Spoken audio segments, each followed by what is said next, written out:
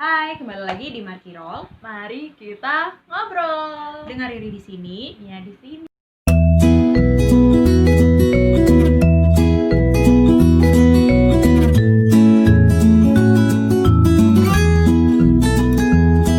Hari ini kita bahas apa nih, Mia? Kita mau bahas tentang control your emotion. Oke, kontrol emosi ya. Kontrol emosi gimana nih? Ya, emosi yang kita rasakan setiap harinya. Kadang bisa senang, bahagia, sedih, marah. Dan itu kadang kita bisa nggak sadarin loh. Iya, benar. Bahkan kita bisa dengan emosi kita bisa mengeluarkan itu dan merugikan orang lain. Bener. Dan itu kayak bisa mempengaruhi suasana yang ada di sekitar kita. Yes, benar banget. Jadi emosi ini bahaya ya, Mia, kalau kita nggak tahu gimana cara kontrolnya. Bukan berarti kita nggak boleh marah, kita nggak boleh merasakan sedih. Justru emosi-emosi ini harus kita alami gitu kan, harus kita rasakan, tapi kita terima juga gitu. Kalau misalnya kita nggak merasakan marah, kita nggak ngerasa sedih, kita nggak ngerasa senang, ya hidup kita bakal flat. Iya, Ya rata-rata gitu aja. Nggak ada yang berwarna gitu Iya, kalau nggak ada nggak yang ngerasain berwarna. emosi. Jangan hitam mulu kayak baju kita gitu kan. Baju kita hitam kayak gini. Harus colorful Iya. kayak rambutnya Mia gitu. Sama yang di belakang. Oke, siap. Oke, lanjut ke topik Mia. Oke, jadi kontrol emosi. Gini loh, kayak kadang ya itu satu, kita kadang bisa nggak sadar sama emosi yang kita rasakan saat ini. Mungkin aja kita bisa sedih, bahagia, marah, sedih. Kadang itu kita apa ya, di saat kita merasakan emosi itu, kita tanpa sadar juga kita bisa mempengaruhi orang yang ada di samping kita. Dan Bisa kamu. Oke, lanjut. Intermezzo. Jadi kayak apa ya, kalau nggak benar-benar kita kontrol, takutnya malah kebablas gitu loh emosi. Soalnya kayak gini loh, kayak aku dulu, jujur aja, maksudnya kayak dulu itu waktu zaman aku SMA atau kuliah kayaknya, aku itu tipe orang yang kalau emosi nangis. Oke. Jadi aku itu nggak bisa marah. Kalau marah tuh aku nangis. Nah, aku itu kayak apa ya? Oke, kadang itu kayak aku itu bisa dengan mudahnya kayak punya perasaan yang kesel ataupun marah, tapi nggak ada alasan yang jelas. Oke. Kayak apa ya? Maksudnya kayak tiba-tiba aja ada hal sesuatu yang nggak aku suka, tiba-tiba itu benar-benar kayak buat aku tuh marah banget, dan kayak akhirnya tuh kayak benar-benar ngaruh ke semuanya. Oke. Sampai kadang-kadang itu ya itu dari emosi itu juga kadang bisa bikin stres, dan kayak malah bikin sakit hati sendiri. Padahal kayak kalau misalnya benar-benar kita bisa atur emosi itu, pasti aku kayak nggak bakal mungkin bisa kayak nangis kayak gitu. Bisa sebenarnya, cuman terkadang apa ya, kayak pengen gitu loh, kayak emosi itu dikeluarkan, cuman pas saat dikeluarkan itu berlebihan. Berlebihan gimana nih Mia? Berlebihannya itu bisa sampai akhirnya membenci orang lain, dan kayak menyakiti diri sendiri lah. Kalau misalnya kalau aku sendiri ya, kayak di saat aku marah itu aku kayak bener-bener kayak menyakiti diriku sendiri, cari pelampiasan. Dan yang kayak andaikan pelampiasannya bagus nggak apa-apa, kadang tuh malah bisa nyari pelampiasannya yang nggak baik, bisa aja ke negatif lah pokoknya. Dulu itu gitu aku kayak aku aja suka minum dulu. Pernah minum lebih tepatnya, bukan air putih. Iya, minum air putih ada soda-sodanya. Itu ada iklan itu. Habis itu juga kadang itu misalnya melampiaskannya dengan cara cari pelarian dengan, oh ya by the way, aku tuh belum pernah pacaran, cuman aku itu suka mencari pelarian dengan cari cowok-cowok di Tinder. Merek lagi.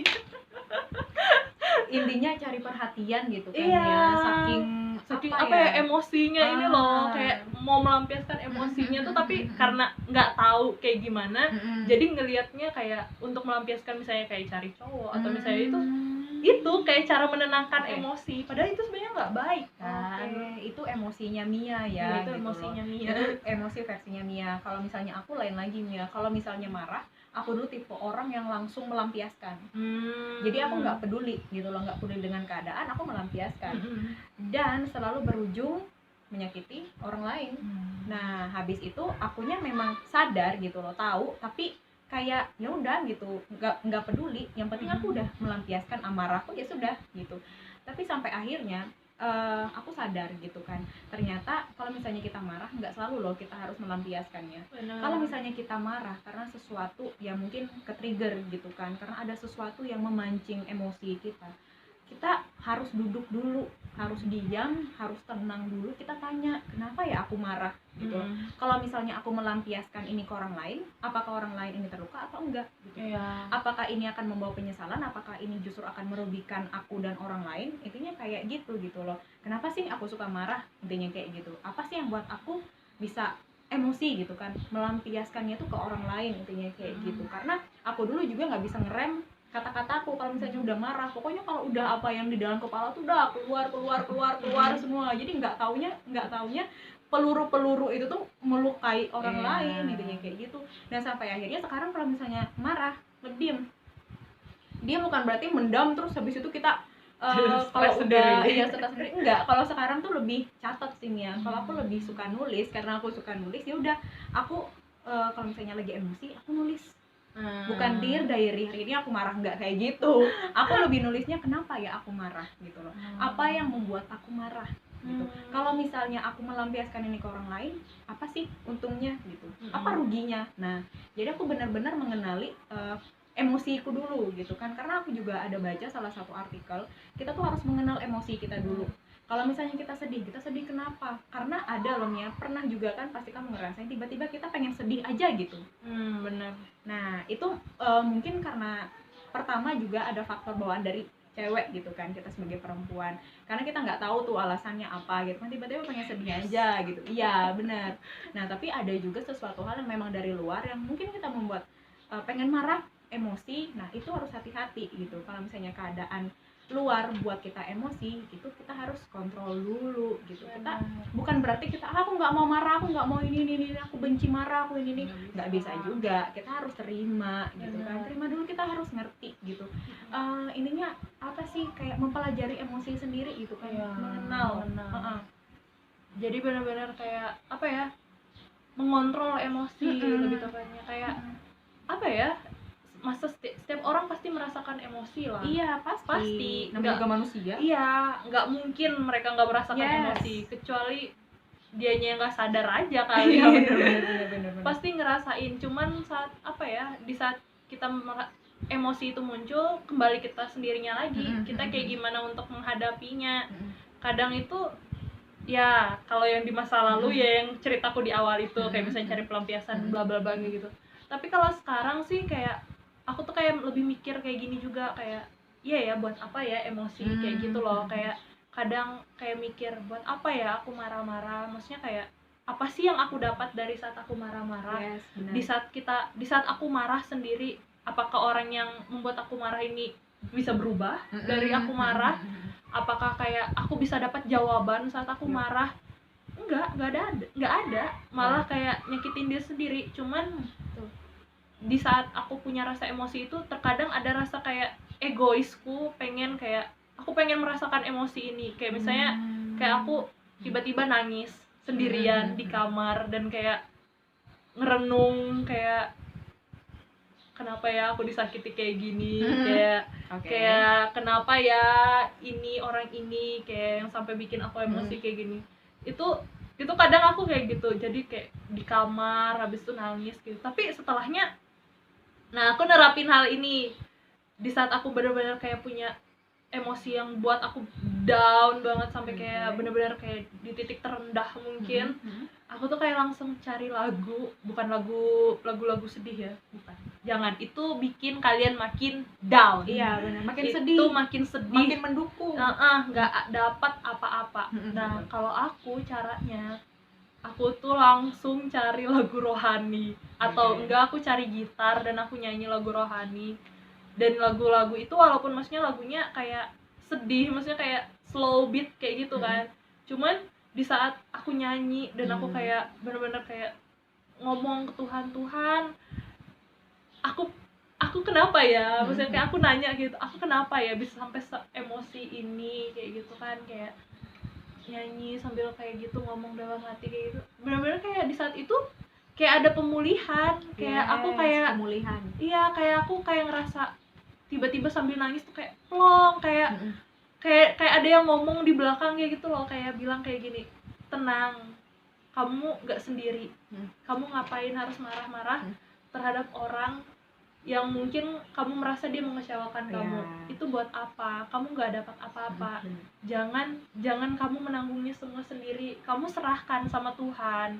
Kamu gini loh, kayak kalau di Alkitab ya, cerita dikit, kalau misalnya di Alkitab ada yang bilang kayak gini, yang berhak menghakimi itu bukan manusia tapi Tuhan.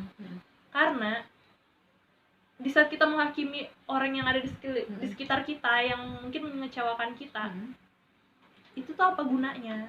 Nggak ada yang bisa membuat kita bahagia tuh, nggak ada. Toh mungkin di saat kita anggap berbahagia di atas penderitaan kita, dia mungkin juga nggak akan memikirkan hal itu. Dia akan tetap terus melakukan apa yang menurut dia baik. Nah, dan kita malah di sini bersedih hati, emosi, menyakiti diri mungkin, dan rugi akhirnya. Makanya kayak kembali lagi harus kontrol si emosi itu, jangan sampai meledak. Dan juga kayak apa ya, di saat kita mungkin emosi, kita berusaha dulu untuk ada logika dalam saat kita memiliki emosi itu. Jadi tepatnya mindfulness. Kita harus mikir sebelumnya, jangan sampai emosi itu yang benar-benar kayak mendahului dari pikiran kita. Jangan sampai emosi yang berkuasa atas diri kita gitu kan, karena emosi ini juga sementara kan ya, maksudnya nggak sampai bertahun-tahun gitu. Makanya kita harus hati-hati dulu. Misalnya ada emosi tiba-tiba kayak mampir gitu kan, ya aku sih nyebutnya kayak berkunjung sebentar, intinya kayak gitu. Anggap aja kayak tamu gitu kan, dia cuman pengen lewat sebentar, pengen singgah mungkin 2 jam 3 jam gitu kan, nggak lama. Ya udah kita kayak diam aja, terus kita harus nulis, harus nanya ini kenapa ya emosi ini gitu.